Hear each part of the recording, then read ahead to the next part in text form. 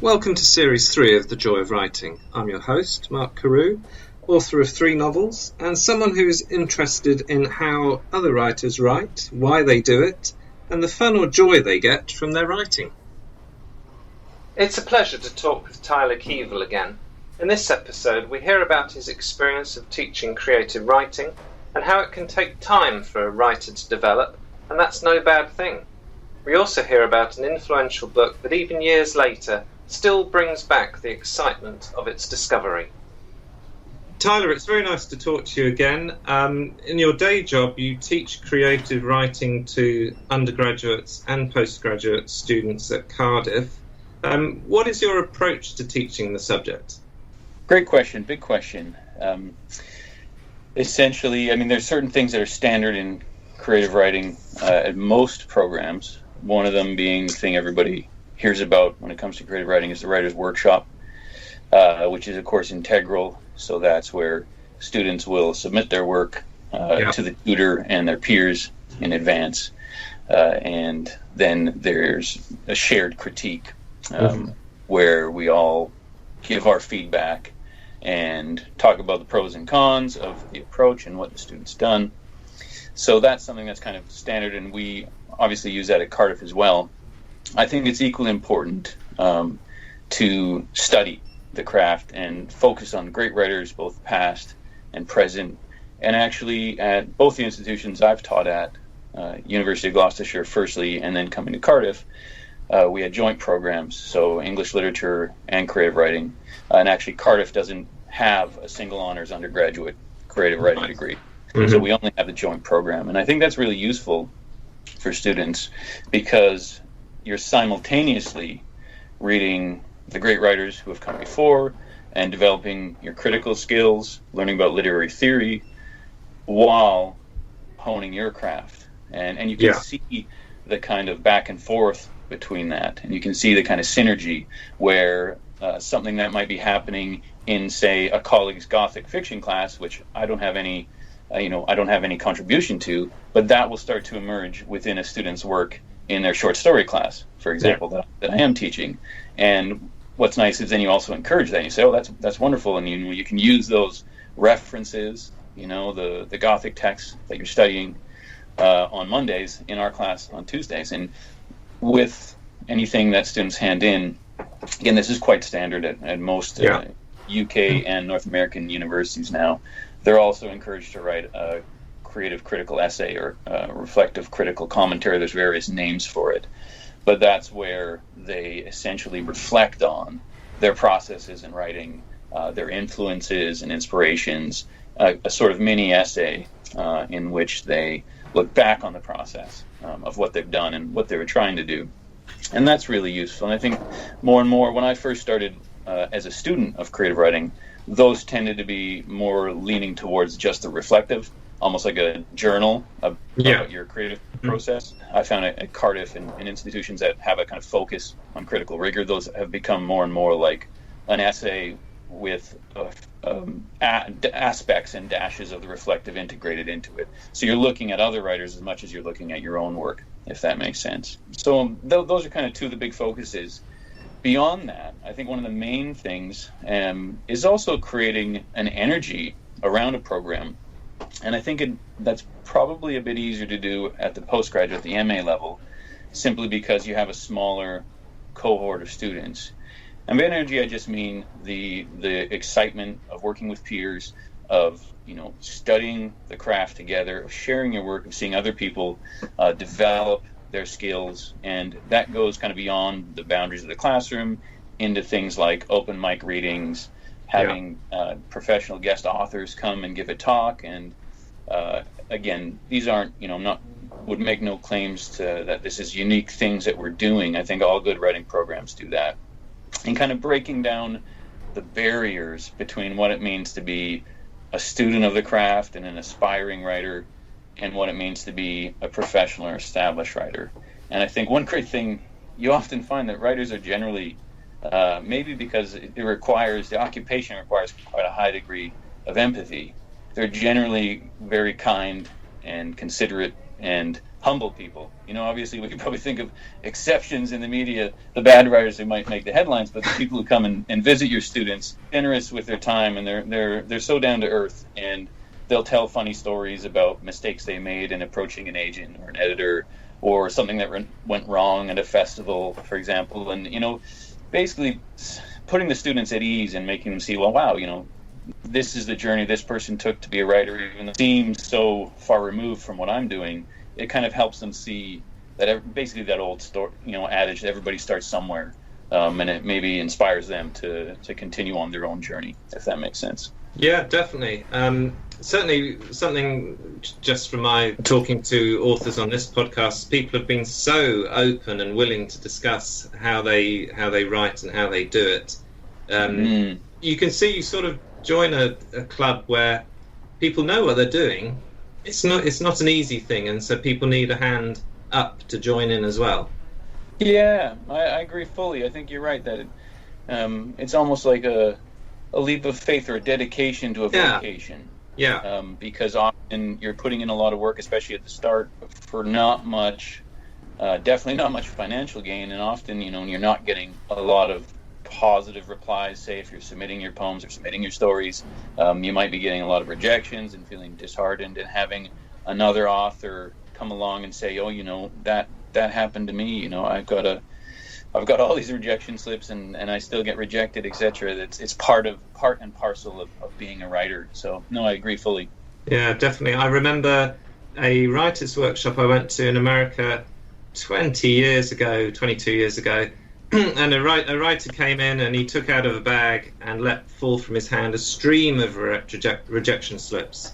Oh wow! So he kept them. He kept them all, and he said something like, "Be prepared for rejection." Yeah. So it is a sort of vocation, and you're joining people who've made it and figured out how to get there, and that's great. What do you sort of see in your students, in some of the undergrads, signs that they're okay, they're on the right track, as it were? Mm-hmm. Yeah, that's another excellent question, and I know every so often you'll see the debate flare up about whether creative writing can be taught, etc.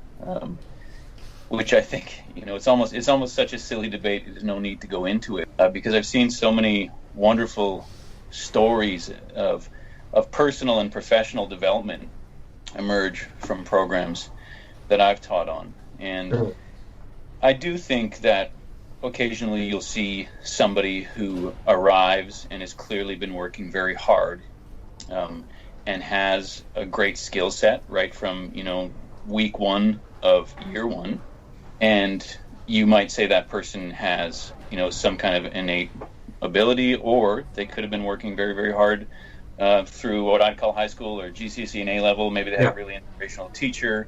Maybe they're more experienced. Maybe some A-level classes were already running, workshops within their literature classes, or perhaps writing workshops after school. So they might be just a bit more experienced. And I think there are other students who, within year one, you might see they're working hard. The work might not be particularly exceptional at that stage, but they have, I think, what is more important in a writer, and that's tenacity. And I remember Gordon Lish saying, there's a famous quote, Lish, a problematic figure in terms of the editorial relationship with Raymond Carver, and that's kind of famous, kind of back and forth. But there is a great quote. He says it's about will, desire, desire. That's more important than the natural talent.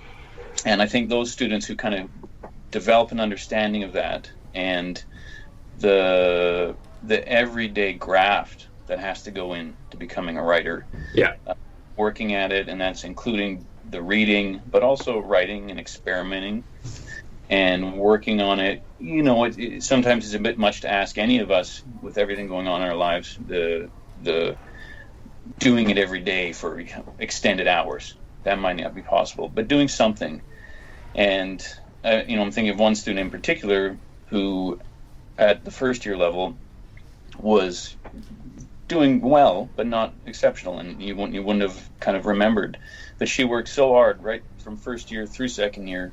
By third year, her work had progressed, exponentially. It was just tremendous. Really, really kind of impressive stuff. And she went on to study the MA with us, University of Gloucestershire, I remember. So I sometimes think in the back of my mind, I used to teach John Krakauer's Into Thin Air, the mountain climbing text, in a nonfiction module. And there's a bit where Krakauer's reflecting on climbing and climbing capabilities in the other people on a team and just in general, because he's a really experienced climber himself. And I think there's a line where he or one of the other experienced climbers says something like, "You never know who's going to come good." Right. So you never quite know, especially they're talking about kind of climbing Everest, that you might have all the technical skill, but something else might get in the way and undermine your summit attempt. And I sometimes think that you look at students, you never know that somebody here who might, not graduate at what they, the terrible term, top of the class, but 2 or 3 years down the line, you'll hear from them again saying, I've been working really hard on the writing. I'm thinking of coming back to do an MA now. And they send a sample of work in their application. You say, wow, this person has progressed tremendously. And I remember sitting at a talk by a filmmaker, and he said something like, fruits ripen at different times. So I think, you look back, and many of us could probably look back on at least a year of our undergraduate degree when we weren't ready to apply ourselves or dedicate ourselves, and certainly not to the level that I think, all occupations require an enormous amount of hard work, but writing has that kind of special inner drive that you need, because no one else is telling you this is what you have to do, and in a way it's about you trying to express yourself. So it might take time for somebody to develop that, and also develop a confidence to know that you have the stories to say. But do you think there are certain things students do, preconceptions they've picked up perhaps, that actually are holding them back?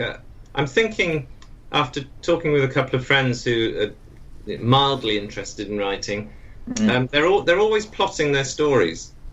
And I said to them, well, okay, but why not just stop plotting, stop trying so hard, and just let the story come out. Think about the characters first, for example.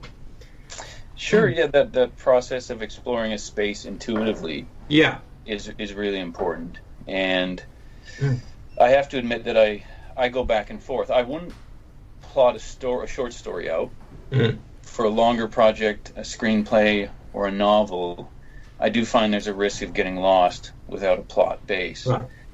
But I also think you're absolutely right that it can become a form of procrastination, that you get too engrossed in the plotting, and then you give another idea, and then by the time you're actually ready to write, the initial thrill or excitement that you had about that feeling has kind of tapered off, and you need that charge, you need that excitement, and I think you do need that sense of some exploration, because it has to be an exciting process for you, or it's not going to be one for the reader. And if everything is carefully plotted out on, the classic screenplay scene cards or bullet points, where there's no twists or turns, there's no moment where a character does something that surprises you, then I do think, I know personally writers who would disagree with me, so it's a good debate to have. But I do think a sense of stagnation can creep in to the work. And like I said, the big danger, of course, is that you don't get started at all, as you said, that you can keep putting it off and keep plotting indefinitely. Well, that's right. And I wonder if you sort of kill the story. And you're really trying to render in stone, and stone isn't very lively. So, but certainly to have some way markers that you probably need, just to know that you're meant to be heading from A to, Q at some point, and you've just got to get there. That seems more intuitive and organic than knowing exactly how every page turns out, which doesn't seem much fun even. No, that's right. I think William Kennedy, American author and journalist, he said something like, if I knew how a story was going to end, I wouldn't want to write it. Right. But I wouldn't need to get there because I know it already. So yeah, no, that's very interesting. How has teaching students sort of changed your own way of thinking and your own sort of practice? I think one of the best aspects in terms of its influence on me as a writer is the fact that teaching really forces you to know your text much better than you would if you were just a reader, obviously, but even if you were studying, because you will do them several times. You know, you're fresh in your curriculum each year. There are certain texts that you stick with, that you love. Like I said, I've taught Into Thin Air. I've moved away from, I don't have that nonfiction module anymore, but I taught that for several years. And on my short story module, you know, an Alice Munro story, Miles City, Montana, has always been a personal favorite of mine, and I use that story. And so you read that story probably 2 dozen, 3 dozen times. You could recite passages by heart. Yeah. And you really imbibed the text in a way, probably more a reflection of me, that I definitely wouldn't if I wasn't a teacher, because I don't necessarily, talking about graft and discipline, I don't think I'd have the discipline to do that myself if it wasn't part of my day job, if that makes sense. Yeah, sure. And also then, beyond that, hearing the students' responses and seminars to those sections and to the stories they've read, it forces you to see a story from multiple angles, and also in ways you might not have seen. Yeah. And I know there are some people who'd be, skeptical or sneer at that, but I definitely say students have said things that really surprised me about a piece of work that I hadn't considered, having read that story, a dozen times, however many times. And some brilliant insights emerge in those kind of, when you get a really good discussion going and people are saying it's like that, and that person did it like this, or what about if you interpret it in this way? And it allows you get just this really great holistic view of a piece of work, and also one that is now kind of integral to how you see story. So you're kind of, like that, the word imbibing another author's work. And then that can influence what you might be doing yourself. Yeah. That's a very nice thing about, creative writing, is that you can act with students in a group setting, and all points are valid as they come in and you discuss a piece of work. More so than, that's totally different from the usual teaching model of just listen to this or read this, and that's as it is. But now you're actually asking the students to interact and think for themselves. Absolutely. And again, sometimes some of the best components of those discussions might be brought in by a student from another class. Right. And, if they're studying literature, so they'll have knowledge gleaned from or gained from a colleague, and they'll bring that in. I remember a great discussion about Catherine Mansfield's The Fly, a short story I teach too, a kind of classic of the form, and that was really sparked, I think, by the fact that they're studying all these things in different areas, and that, again, that word synergy, or the kind of crossing energies. That's when you think, this system. That's when you take real pride in what you do, when you see students kind of the liveliness and the enthusiasm, the energy about a piece of work. Yes.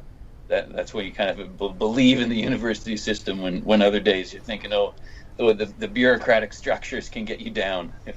I won't say any more on that, though. I'll get in trouble. Sure. No, that's nice when that sort of people are able to link two disparate things together and make something bigger out of the whole. That's very good. You mentioned you teach short stories, and I know your influential book is a collection of short stories by Joyce Carol Oates. Would you like to introduce that one? Absolutely. Thanks, Mark. Yeah, so this collection I've chosen, it actually has collection, or the word collector in the title. It's The Collector of Hearts. Mm-hmm. New Tales of the Grotesque is the subheading by Joyce Carol Oates. And it was a massive book for me, and I remember very vividly the day I picked it up still, and I found it at Book Warehouse on Lonsdale Avenue, which is a bookstore sadly no longer there, back home. And I'm reminded of it because the side of the pages still have a little mark. It was in the discount bin, of all places, which seems a terrible place for Joyce Carol Oates to have ended up in. But I found this book, and I found another one which I considered making one of my picks as well. So 2 major books in one book shopping excursion when I was only, I think, probably 4th year university, or just having graduated from BBC. And I was in a phase where I was doing that, where I knew I wanted to be a writer. I didn't know how to go about that. I'd done writing workshops, obviously, but I was stuck in a phase where I couldn't. The idea of being a writer was so far removed from who I was and where I was at. But I did have that love for books, like so many aspiring writers. So I'd kind of haunt bookshops, secondhand bookshops. So I found this book and Eden Robinson's Traplines, which was equally influential on me, especially with my first novel, Fireball. She has a story called Queen of the North, which I still teach. The Collector of Hearts is a selection of Oates' gothic fiction, horror stories. And what's amazing, this was probably my first introduction to Joyce Carol Oates, aside from maybe one or two anthology stories that I might have come across in classes without having a real understanding of the kind of breadth and width of her oeuvre. Just one of those writers, it goes without saying that she's a giant of American letters, of international writing scene. And she can do everything, it seems, with nonfiction, short stories, her novels, Blonde and Them, and the ones that everyone knows. On boxing, she's got an amazing nonfiction book on boxing. The Collector of Hearts electrified me because I think at that point I was still stuck, perhaps is a word, or maybe fixated on. We get drawn into certain styles of writing, and at that time, maybe like a lot of young writers, a lot of young male writers, you get drawn to writers like Hemingway, Carver, a kind of so-called minimalist style. And this book was one of the first books that really showed me that you can go completely the other way, and a kind of maximalism of language. And it was maybe the door or the key that unlocked the door, I should say, to a whole other side of what I do.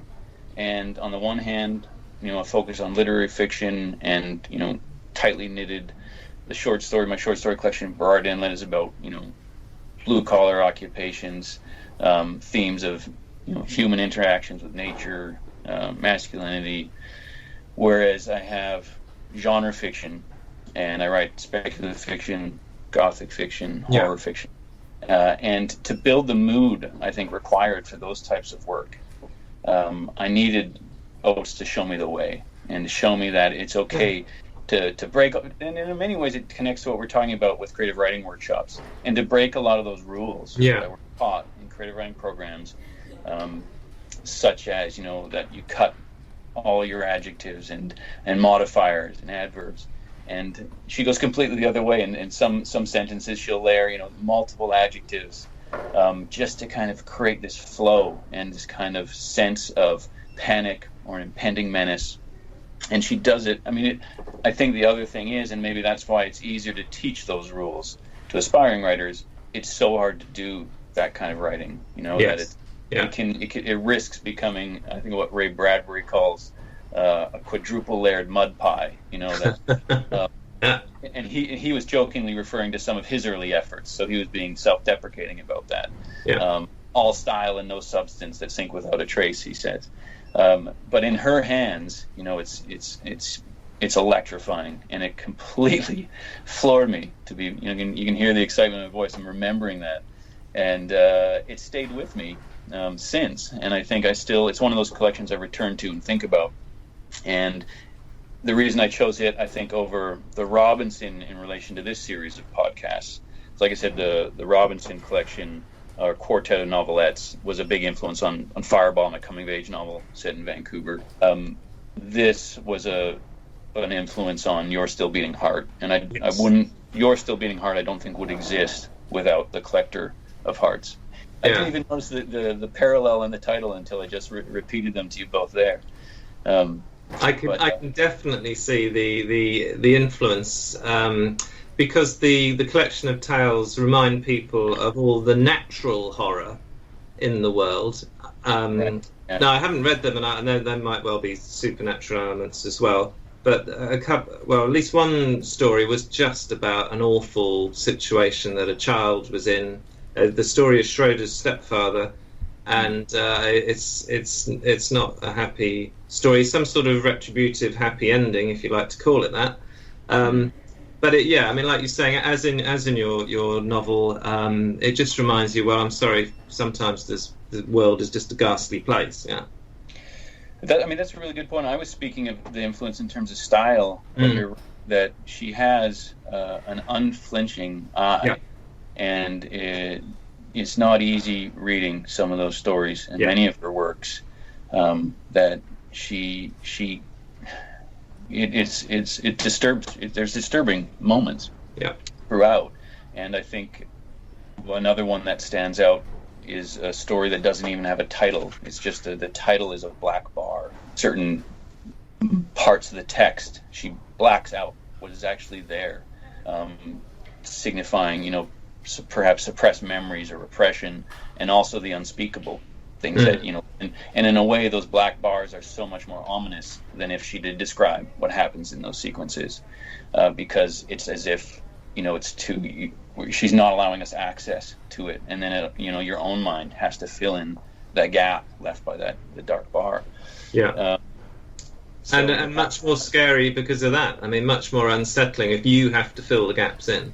That's right. Yeah, and in a way, it's also requiring you as reader to take an active part more. So in that regard.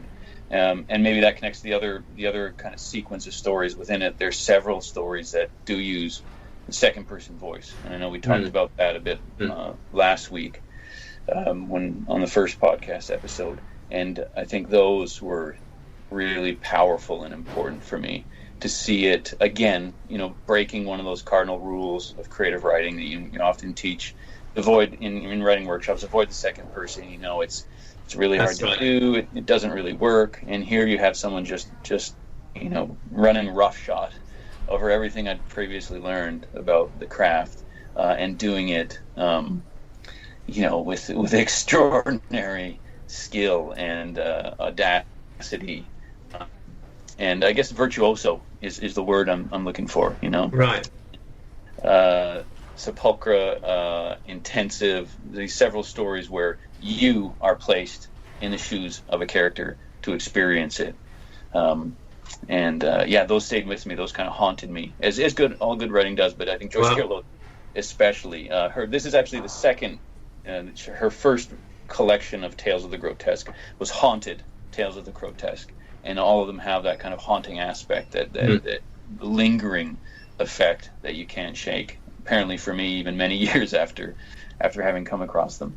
Well, that's formative stuff, and rather nice that you find the book in a discount bin in a bookstore. Yeah. I mean, talk about finding gold. That's amazing. It is. I was just thinking that before we chatted about those random serendipitous events that occur. I could have found any text within that on that day, and yet those are the two that stayed with me. So I was just very lucky, I guess. And then you wonder, well, what if you'd found something else? Would it have led? Would you have been led? Was it partly the place and space you were in at that time? Influence? Would I have been led in a different direction as a writer, as a person? But there you go. You can think about that in circles endlessly. So I was happy to have found the two books that I did on that day. Terrific. That's fantastic. One of the most enjoyable aspects of being a writer is when you find a new author who means so much to you, even after all these years. That's one of the joys of the thing. Absolutely. Brilliant. Well, I look forward to talking again next episode about the publication of Your Still Beating Heart, and reaction and reviews and what you think and all that. So until then, Tyler, thank you very much. Thanks so much, Mark. It was great to talk to you again. In the next episode, I talked with Tyler about his experience of book launches pre-COVID, and in the case of Your Still Beating Heart, post-COVID. We also discussed the difficulties inherent in writing new work in the era of COVID-19. You can leave feedback on any of the episodes at podchaser.com/The Joy of Writing, or wherever you listen to your podcasts.